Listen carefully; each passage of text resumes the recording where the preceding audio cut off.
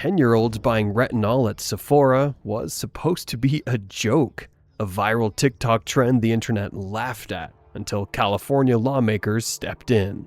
In February 2025, they introduced AB 728, the first bill in American history to ban anti-aging skincare for kids. It had momentum, public support, and passed initial committees. Then, 3 months later, it was dead, suspended, buried under a technicality called fiscal impact. But here's what really happened. The beauty industry spent millions to make sure that bill never saw a vote. Gen Alpha is projected to spend $5 trillion by 2030, and the beauty lobby wasn't about to lose their next billion-dollar customer base to lawmakers and concerned parents. This is how a TikTok meme became a case study in corporate power and how big beauty won. Sephora Kids started as a TikTok joke. Gen Alpha, kids born after 2010, storming Sephora aisles, clutching $80 serums like trophies. 12-year-olds with skincare routines more elaborate than their parents' retirement plans. The internet laughed, roasting their hauls in viral memes. But the joke was on us. These kids weren't just posing, they were buying. Industry analysts dubbed them the iPad generation with buying power, fueled by mom's credit card. A preteen dropping $30 on moisturizer today could spend $300 by college. What looked like a fleeting trend was a goldmine. Gen Alpha, the beauty industry's next billion-dollar market. When California lawmakers targeted that market, Big Beauty didn't just push back, they went to war. In February 2025, Assembly member Alex Lee walked into the state capitol with AB 728, the first bill in American history to regulate beauty products by age. His argument was simple and devastating. These aren't harmless creams. Kids were buying dermatologist-grade chemicals that could cause serious irritation and potential skin damage. If 11-year-olds can't legally buy Red Bull, why can they buy retinol? The bill had everything: public health angle, protecting children, viral social media support. Parents loved it. Dermatologists endorsed it. A wave of beauty influencers came out in favor. AB 728 sailed through initial committees. News outlets called it groundbreaking.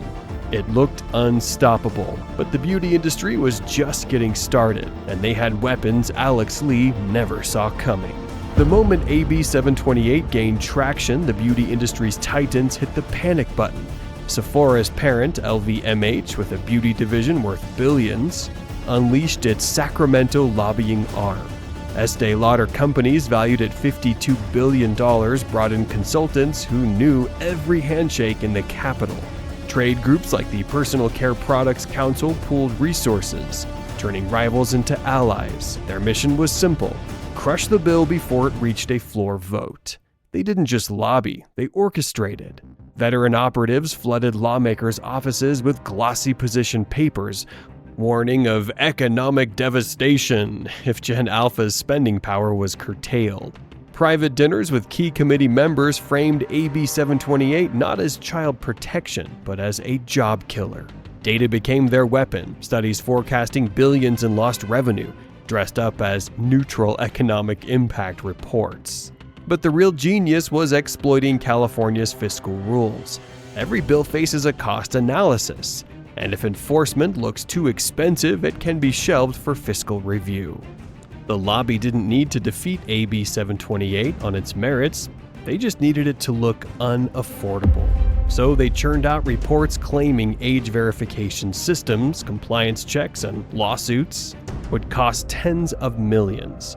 Consultants whispered to fiscal hawks on the Appropriations Committee, planting doubts about funding.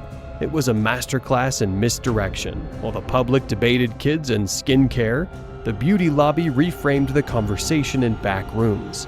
Not about safety, but about spreadsheets. AB 728 wasn't a bill anymore. It was an economic asteroid, painted as a direct hit on California's budget. Here's how they killed it: enforcement costs. The beauty industry argued that banning youth skincare sales would require massive new regulatory infrastructure, age verification systems, store compliance monitoring, enforcement personnel, legal challenges, and appeals processes. They submitted studies claiming AB 728 would cost California tens of millions in implementation and enforcement. They highlighted every possible compliance scenario, every potential legal challenge, every administrative burden. It was genius. They turned child protection into a budget problem. On May 15, 2025, the California legislature suspended AB 728 due to high fiscal impact exceeding statutory thresholds. The bill that was supposed to protect kids from harsh side effects died because enforcing it was deemed too expensive.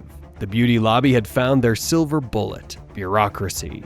But here's what those fiscal impact studies didn't mention. The beauty industry was protecting a $1 trillion market. Gen Alpha is projected to be the most lucrative consumer generation in history.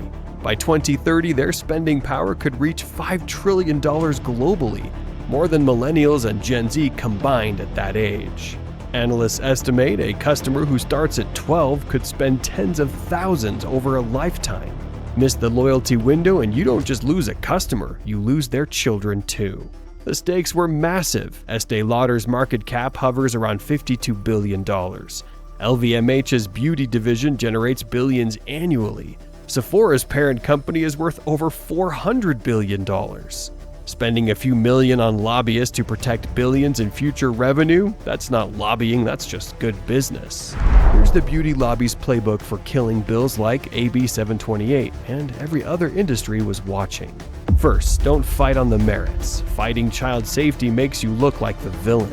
Instead, fight on process and procedure. Second, weaponize bureaucracy. Every law needs implementation. Make that implementation seem impossibly complex and expensive. Third, use insider knowledge. Sacramento lobbyists know which legislators sit on which committee. Who cares about fiscal responsibility and how to time their pressure campaigns? Fourth, flood the zone with studies, economic impact analyses that show job losses, compliance cost projections that seem objective but assume worst-case scenarios.